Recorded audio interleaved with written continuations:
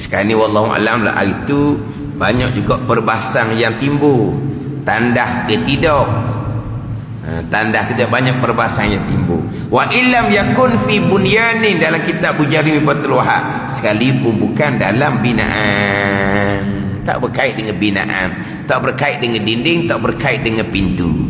Tempat yang sediakan untuk qada hajah, dua situasi. Yang pertama cara buat tu, yang kedua kita nak berazam akan qada hajat ambil tempat yang sama, dipanggil tandas. Macam saya sebut ngelepah lah, dulu masa di Pulau Redang, rumah atas air, sekarang ni rumah tak darat dulu. Maknanya dia ada lubang sahaja, dia ada lubang sahaja. Lepas tu dia pun qada hajat, dia buka lubang, maka tandas lah tu. Tak ada dinding, tak ada apa, tak ada kaitan, tak ada kaitan dengan dinding, tak ada kaitan dengan pintu. Biar nak tahu hak mana hak tanda.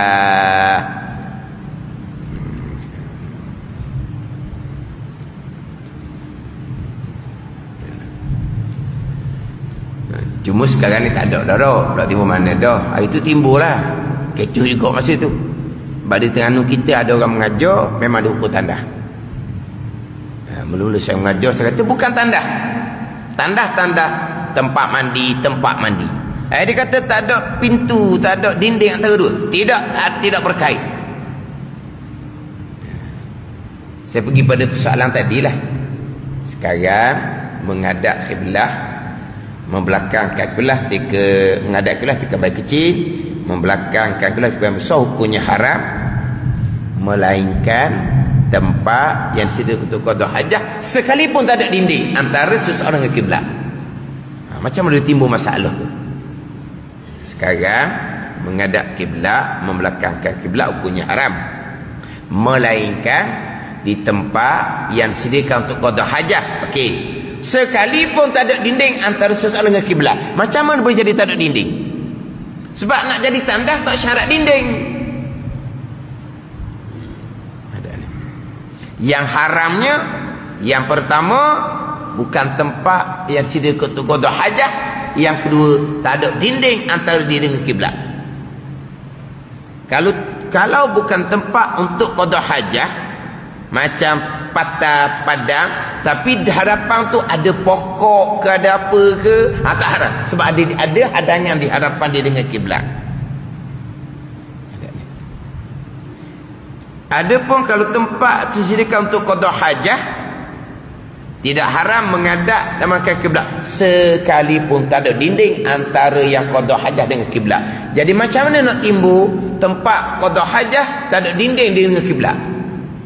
Kalau syarat kena ada dinding. Ada. Macam saya contoh sebelum ni, diwak gerai tepi sungai. Mungkinlah mula-mula tu dibubuh lah apa-apa pun sebagai dinding. Contoh dibubuh guni ke sebagai dinding. Tapi guni ni hujan panas dia pun hancur. Panggil tandah ke tak? Tetap panggil tandah. Mana ada dinding, mana ada pintu? Dinding, pintu untuk supaya aurahnya terlindung. Di geres, di kebun tepi sungai tu jauh daripada orang, tak ada orang-orang situnya, dia pun qada hajat atas geres tu. Dia qada hajat, dinding tak ada, tandah dipanggil tempat tu. Tiba-tiba masa dia qada hajat tu, dia menghadap kiblat di kebun kecil, sekalipun tidak haram. Sebab itu tempat yang disediakan untuk qada hajat. Oh, dinding tak ada, tak syarat dinding, tak syarat pintu, nak jadi hukum tandah. Jadi kalaulah satu bilik, di sini tempat qada hajah, di sini tempat mandi, di sini tempat singki basuh tangan, memang jelas mana tempat untuk qada hajah. Takkan dak kena jamban. Mula-mula saya mengajar dulu, timbul macam tu jugalah. Timbul macam persoalan lah timbul. Sebab dia orang duduk belajar dalam kening, tu dah betul tu, mana boleh bilik mandi dengan tandas sekali, ambil wuduk tak boleh dalam tandas. Dulu kecoh kan. Puak-puak dia ni, tandas pintu lain, bilik mandi pintu lain. Saya sudah mengelepaskan, itu lagi baik. Sebab ada orang nak masuk tandas sahaja, bukan nak mandi. Ada orang nak mandi saja, bukan nak qada hajat. Jadi boleh guna dua orang pada satu masa. Adapun kalau satu pintu antara tempat mandi dengan tempat qada hajat, seorang saja boleh guna. Dia bukan nak mandi, dia nak qada hajat. Dia sakit perut, lama dia qada hajat. Orang nak mandi, tunggu giliran. Sampai masa orang tu pula mandi, bukan nak qada hajat. Mandi lama pula, yang kawan ni sakit perut luar, dah kerugi. Memanglah kalau buat pintu yang berasingan, untung. Tapi tak syarat buat gitu. Tapi orang mengaji dengan guru ni tadi memang dia buat gitu rumah dia. Lepas tu puak dia berbangga-bangga lah. Rumah kami asingkan tempat syaitan kandah dengan tempat berwuduk kami asingkan. Hebatlah dia. Orang lain ni sekali kan tempat syaitan tandah dengan tempat mandi untuk berwuduk. Dia kata letak sekali. Siapa kata sekali? Pintu sekali tak apa, janji tempat tak sama. Ke sekali? Nak qada hajat di makuk dia pun boleh, nak qada hajat di bawah payung hujan pun boleh. Lepas tu pungut letak dalam tu. Ke macam mana? Mana ada sekali tak reti sungguhlah. Ini cerita lama lah ni. Mana seolah-olah orang ramai ni sekalikan tempat syaitan dengan tempat ambil ismayang. Kasar bunyi tu kan. Sekalikan tempat syaitan dengan tempat ambil ismayang. Tempat ambil ismayang ni ibadat. Sekalikan dengan tempat syaitan, tempat perok dia kata. Kan? Cuma kalaulah ni kita akan bicara baliklah. Dia kalau dia buang kecil, bukan tempat qada hajah, tempat mandi, kena hati-hati. Sebab antara dia kencing tu terkadang menghadap kiblat. Dia dengan dinding tu pastikan jangan melebihi 3 hasta. Melebihi 3 hasta haram lalu dah. Kena jaga. Sebab tempat mandi bukan tempat qada hajah. Dia mandi hujan, dia kencing. Dia kencing berdiri. Kebetulan pula memang menghadap kiblat. Antara tempat mandi dengan dinding tu lebih dari 3 hasta, maka hukumnya haram. Faham tak? Dia kencing tempat mandi, dia berdiri bawah payung hujan. Dia panggil apa? Shower apa? Shower tempat hujan. Kita panggil payung hujan lah. Kan dia turun macam hujan tu kan. Jadi berdiri bawah payung hujan, dia pun kencing. Kebetulan dia kencing tu memang menghadap Kaabah. Dia dengan dinding bilik mandi itu lebih daripada 3 hasta. Hukumnya haram. Ada haram. Sebab di situ bukan tempat yang disediakan untuk qada hajat. Dia kencing, kemudian tidak ada hadangan di hadapan. Ada dinding dengan dia. Syaratnya jangan melebihi lingkungan 3 hasta. Kena jaga tu. Sebab tempat mandi bukan tempat untuk qada hajat. Dia saja qada hajat. Tidak akan dihukumkan tanda tempat mandi. Kalau orang kencing di situ, walaupun jadi hancing sekalipun, tetap tidak akan dihukumkan tanda. Sebab memang tempat tu bukan untuk qada hajat. Itu bicara lupa berkaitan dengan tandas. Ini adab masuk tandas. Yang pertama, sunat melangkah dengan kaki kiri, keluar melangkah dengan kaki kanan. Masuk tandas ni sunat dengan kaki kiri ni, walaupun masuk tandas bukan untuk qada hajah. Masuk tandas nak baiki, contoh dia kerja bahagian baiki tandas. Masuk tandas kerana dia nak panggil apa? Atu. Anak yang nak qada hajah, dia tukang bawa anak. Dia bukan nak qada hajah. Sekalipun sunat melangkah dengan kaki kiri masuk, melangkah kanan pilih keluar, dan sunat baca doa masuk tandas. Doa kalau tandas, walaupun dia masuk tandas tinggal barang sekalipun, bukan kerana nak qada hajah sekalipun. Kalau masuk tandas dengan kaki kanan, di antaranya dia akan dibalakkan dengan kefakiran. Akan dibalak dengan kefakiran.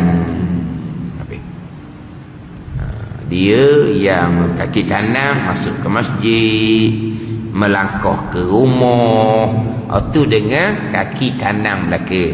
Keluar masjid kaki kiri, melangkah keluar daripada rumah dengan kaki kiri.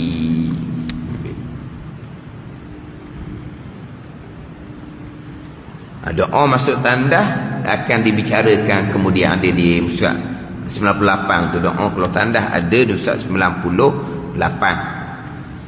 Kemudian bila masuk tandas ni disunatkan kita buang apa-apa perkara yang tertulis, benda yang muazzamun, benda yang ditakzimkan, benda yang besar. Mana contohnya? Ada ayat Al-Quran. Sunat jangan bawa ke dalam tandas. Sunat, bukan wajib. Sunat. Oh, macam mana kalau dibawa Quran masuk tandas? Hukumnya makruh. Tak jadi haram. Akan jadi haram jikalau dibuat seumpama tu najis akan kena di Quran, barulah haram. Quran dalam poket comel. Tak kena najis, makruh hukum dia. Tidak diharamkan. Walaupun dibawa satu Al-Quran sekalipun. Lepas tu janganlah tanya kalau Quran dalam telefon.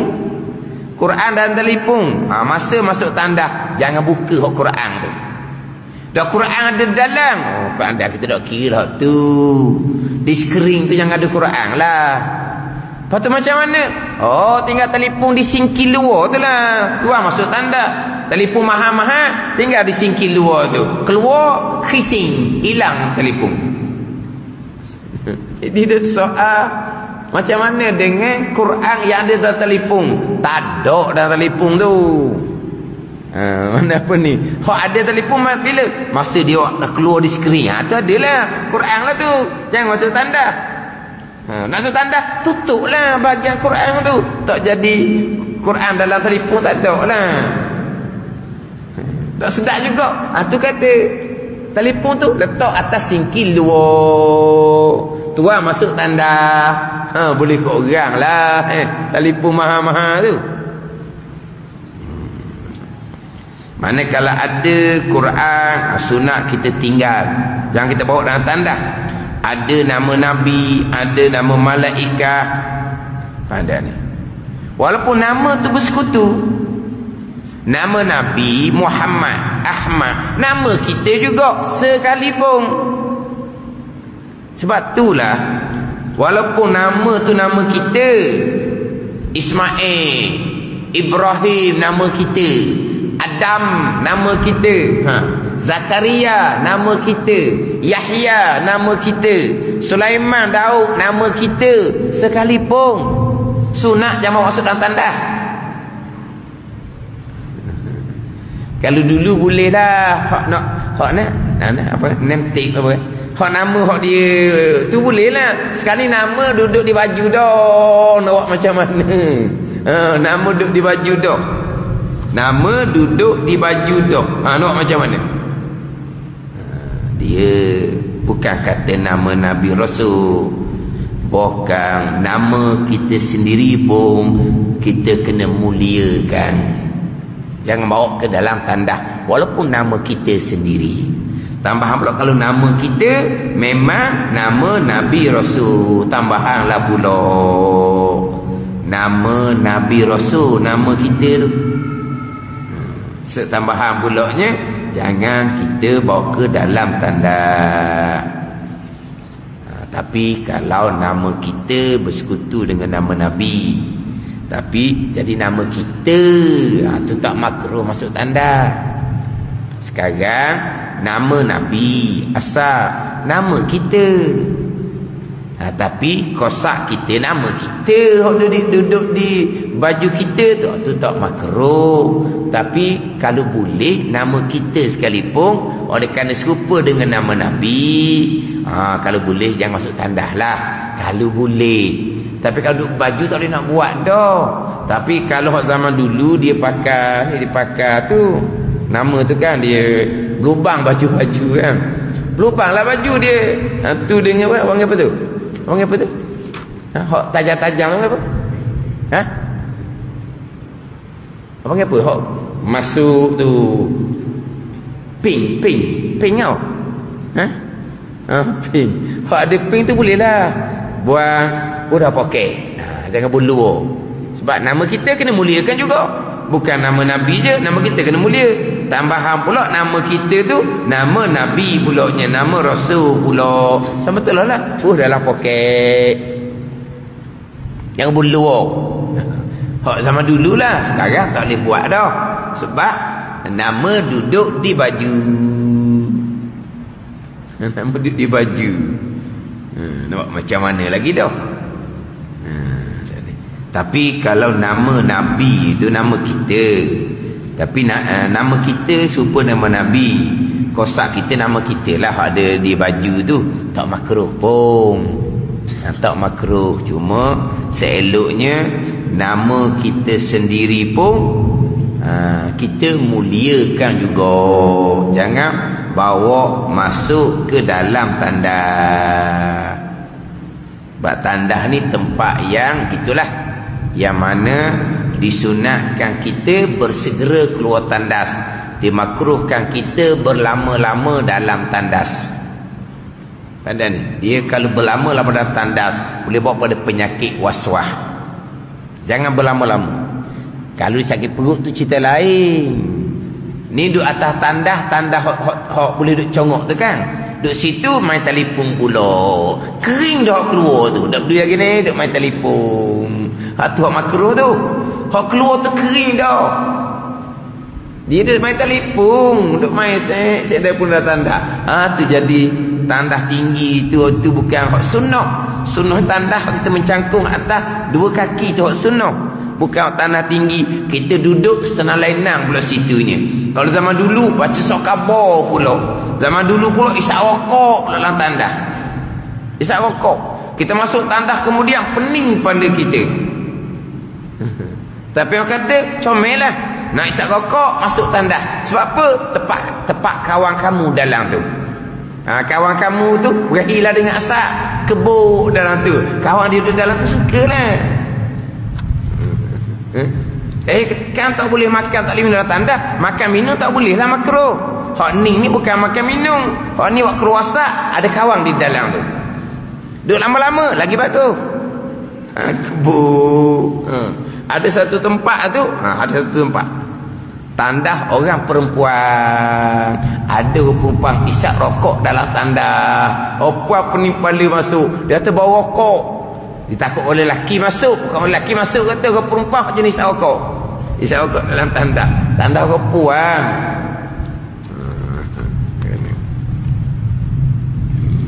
Dia disunatkan bersegera keluar. Jangan berlama dalam tandas. Masuk tandas pula sunat tutup kepala. Sebab kepala ni mulia. Kepala mulia. Masuk tandas tutup. Ada tempat mengaji pondok, habis syaitan. Kita nak ambil semayang tak boleh. Syaitan di bawah atas kepala. Syaitan satu untuk basuh kecing, syaitan satu bawah atas kepala. Kita nak ambil semayang luar ni, tak ada syaitan nak basuh kaki. Mana syaitan? Dah tanda di bawah satu untuk basuh kecing. Dah tanda dia tak ada pahit. Kemudian atas kepala satu, keluar dua syaitan. Tadi syaitan yang pertama tu di bawah atas. Bertalata. Lepas tu capak dalam koloh pula. Lepas tu ambil sembayang pula situ. Tak ada masalah. Air banyak. Aku mana? Barulah betul ambil sembayang. Barulah tak ada perasaan sombong ke apa. Sebab apa? Sebab cetok dalam tanda buat talata masuk dalam koloh, kita basuh muka kita dengan air koloh. Aku mana kamu? Tengok orang kampung pakai dak ambil sembayang lah koloh tu. Dah koloh tepi tandas. Kalau wudu ni tepi tandas. Dalam tandas tak ada air pahit. Dia kena pakai berdi, pakai cetong. Kalau buang yang besar pakai berdi. Kalau buang yang kecil pakai cetong. Cetong buat letak, buat kepala satu. Sebab apa buat kepala? Sunat tutup kepala. Sebab kepala ni anggota yang mulia. Tandas tempat keji, maka sunat tutup. Itu hak adab-adab lah kata. Adab-adab yang disunatkan. Wa yaskuta hala khuruji kharijin. Wa yaskuta atau pada kata an yuqaddima. Wa yunhiya atau pada kata an yuqaddima. Wallahu a'lam. Bismillahirrahmanirrahim. Alhamdulillahirabbil alamin. Wassalatu wassalamu ala sayyidil mursalin wa ala alihi wa sahbihi ajma'in. Allahumma ftah alaina futuhal arifin. Allahumma allimna ilma akdamin wa fahimna famas sabiqin warzuqna ruqat talibin.